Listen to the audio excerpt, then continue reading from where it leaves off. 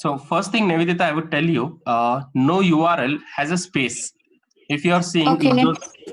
if those URLs are correct or not. Mm-hmm. So no URL on the web has a space. If there is a space, if you see in a URL, that is not valid. Okay.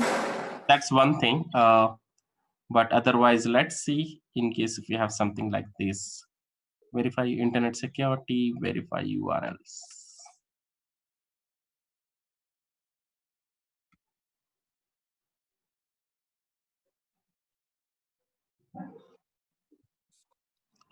Link versus virus check. Yeah, this is kind of a virus check.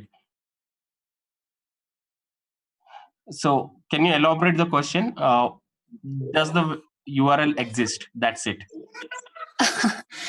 Actually, yeah, actually it was from a game, kind of so hackathon, like not hackathon, actually it's a question from sourcing games basically. So it had a 300 URLs, and I had to find out the valid URL. Unless until I put the right answer, I cannot go to the next.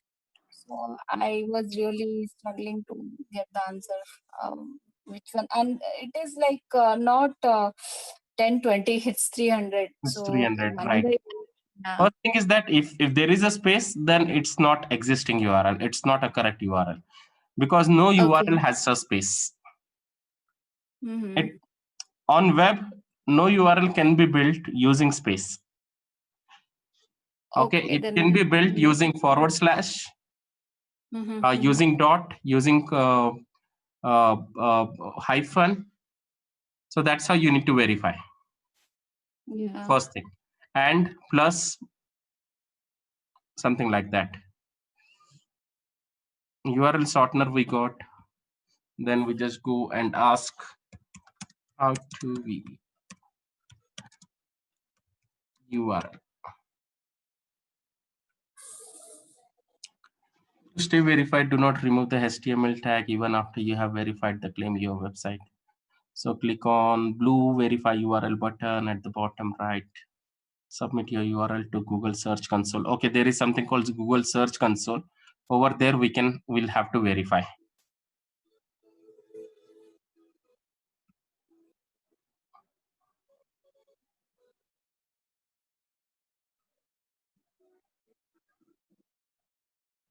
So there is a process of verifying URLs as well. Mm-hmm. So Google list the URLs, right? Means ratings of the particular website would be given. So from there we'll have to, yeah. It's kind of deep dive. Exactly. Troubleshooting a URL verification and claim. How do I verify my URL? Yeah, it's like that. Even in Big Rock also, some of the hosting sites also we can verify the URLs. Verify your website URL.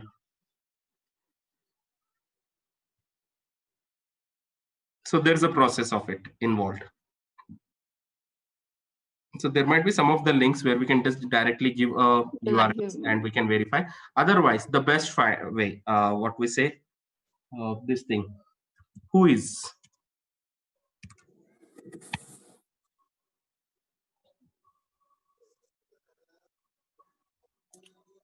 Yeah, it is a domain lookup tool. Domain lookup, that's a URL. Yeah. Okay. I just give a domain and it will show me the details of the person who owns the domain. Yes, But domain is just the website. Okay. So yeah, maybe just for a website. URL, it's just little broaden. Maybe Google can help me out with the URL verifier. It's just that we'll have to do a bit of diving. Yeah. So yeah, that's what I'm coming from.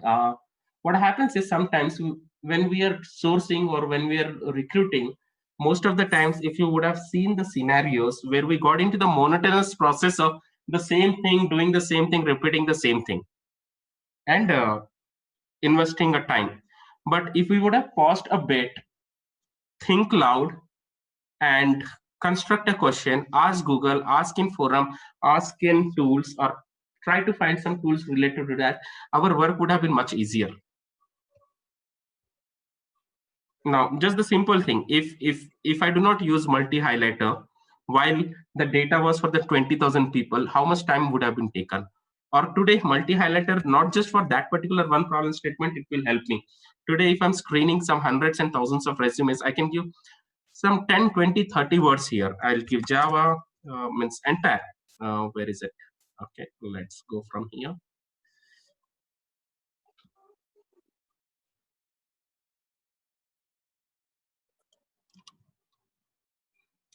So does that work in Word format also, Siv? No, this is a multi-highlighter for web. Oh, web. Okay. Now you see all got started highlighting. So I would see most Yeah. relevant results.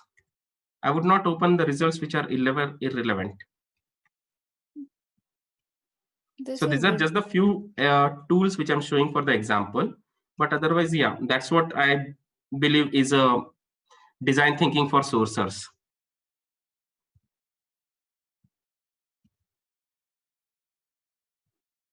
How to think, how to ask, what to ask. Now if you see, all these words are getting highlighted. So same thing, second problem statement. Now every page would give me only 10 results. Then let's suppose if you're doing a data scraping would give us a scraping a data for 500 per month, means scraping a data 500 pages per month.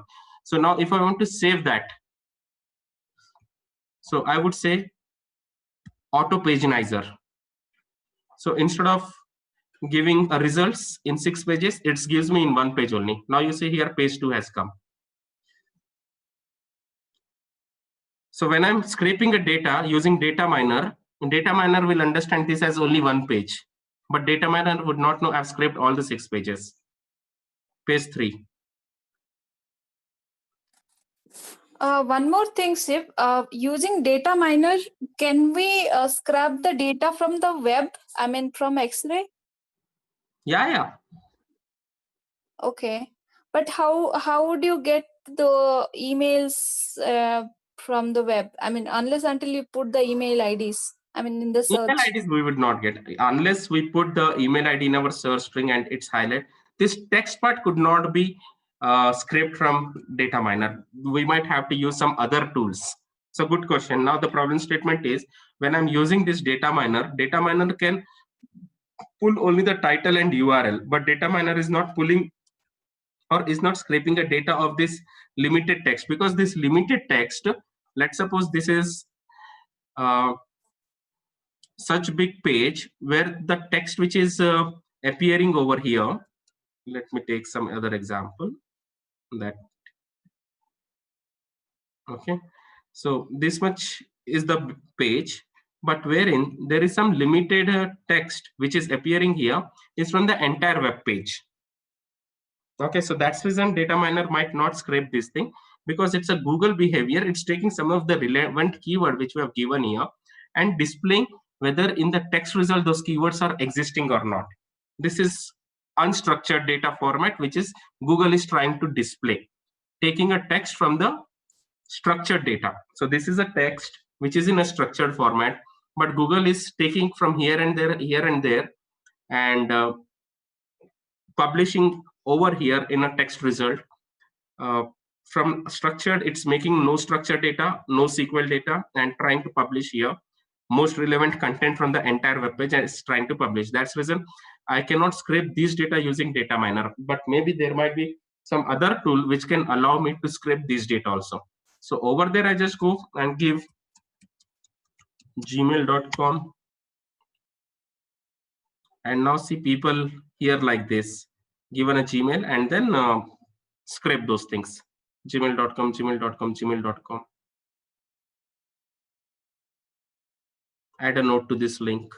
That's a page Venex is giving me this option. Or highlight this link. That's again Venex is giving me this option.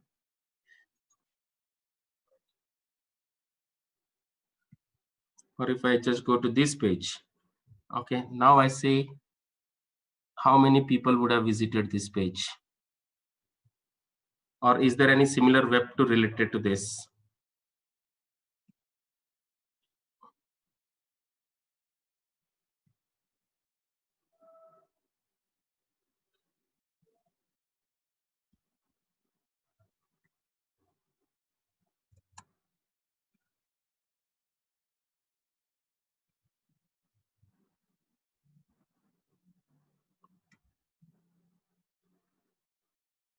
5,818 people visited. Something is there. Create here. So this I have not explored it yet, but I'm yet to explore. This basically I'm trying to explore how many means this page has visited by um, how many people or the number of visits to this particular page, so that I know who all are viewing this thing.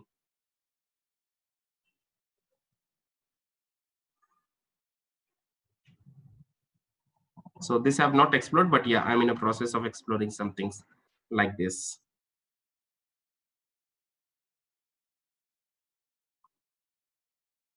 Okay, so instead of getting the results in 10 pages by using auto paginizer, we just got the results over here. Let's refresh.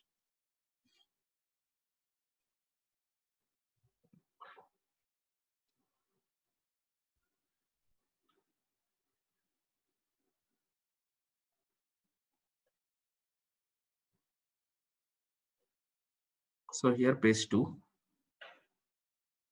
So that's what it's more of thinking like how to automate, what to find, how to find, where to ask, which what to follow. That's what I call is a design thinking for sourcers and recruiters. What do you suggest? What is your thought process?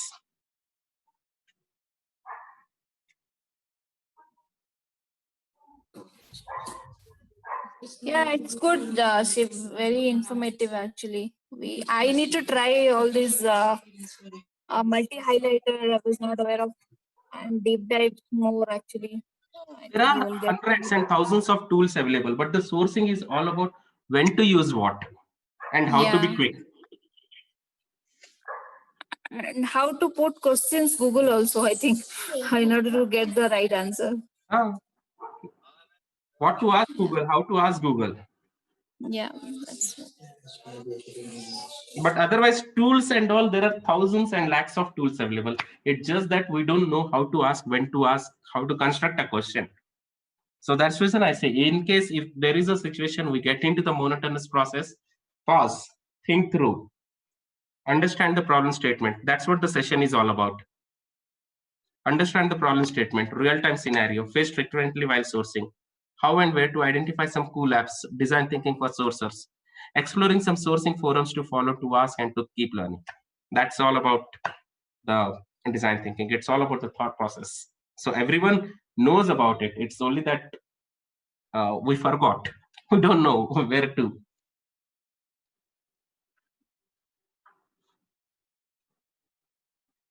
Just the short and simple and crisp session.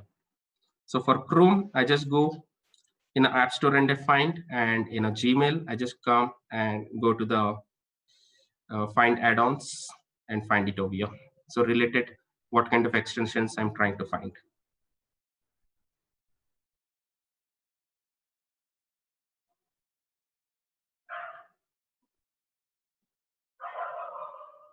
Maybe for a sales also, these kind of things are really useful for generating a leads or something like that. Good enough? Yes, Shiva. That's very insightful. Simple, just the short and simple, nothing much to cover, only these things. But I believe like it has a lot of weightage if put into the practice. That's true. Yes.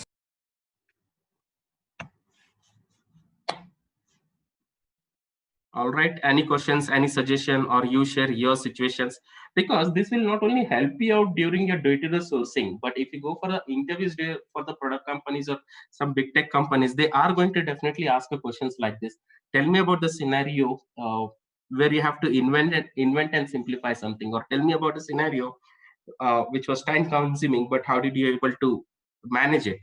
So that's where you can give such kind of examples, talk about such kind of tools. First, talk about the problem statement. This was the problem statement. And then I was thinking, how will I do that? Then I've explored some of the tools or written some of the script. And this is how I came across and solved it. And means that will be so impressive points. You'll not, interviewers will be just amazed. So it's not just the day-to-day activity. All the time it could be useful. It's just that we have to put into the practice.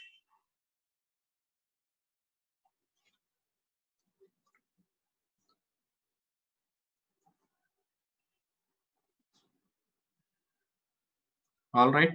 Suggestions, questions from senior people over here? Priyanka, Nivedita,